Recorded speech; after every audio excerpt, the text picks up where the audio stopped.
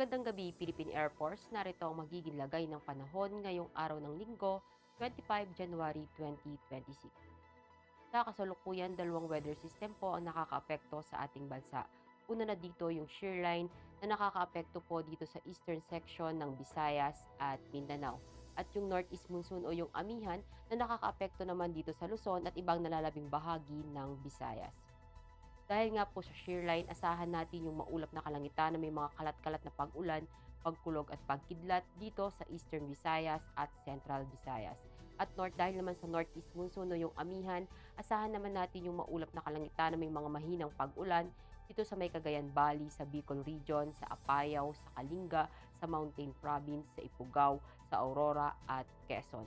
At dahil pa rin sa northeast monsoon, asahan naman natin dito sa Metro Manila at ibang nalalabing bahagi ng Luzon, gayon na rin ang ibang nalalabing bahagi ng Visayas, ang bahagyang maulap hanggang maulap na kalangitan na may mga pulupulong mahinang pag-ulan.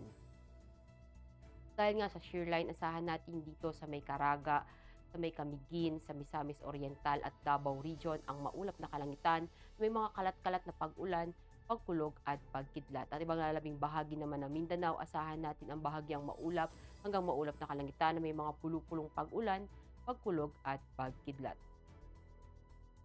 At para naman sa magiging lagay ng panahon sa mga susunod na araw, dito sa Metro Manila, asahan natin sa Martes hanggang Huwebes ang bahagyang maulap hanggang maulap na kalangitan na may mga pulupulong pag-ulan, pagkulog at pagkidlat. Gayun na rin dito sa may Cavite, sa Lipa, sa Angeles, sa Puerto Princesa, sa Kalayaan Island, sa Mactan, sa Zamboanga at Davao. Ang araw ay lumubog ng 17:52 at sisikat bukas ng 06:25. Para sa ating moon illumination, meron tayong 42% increasing. At para manatiling updated sa lagay at taya ng panahon, i-follow lamang ang Air Force Weather Center sa aming mga social media accounts. At yan lamang po ang latest update natin sa weather sa ngalan ng aming commanding officer na si Colonel Alvin John Q. Gador, POP GSC.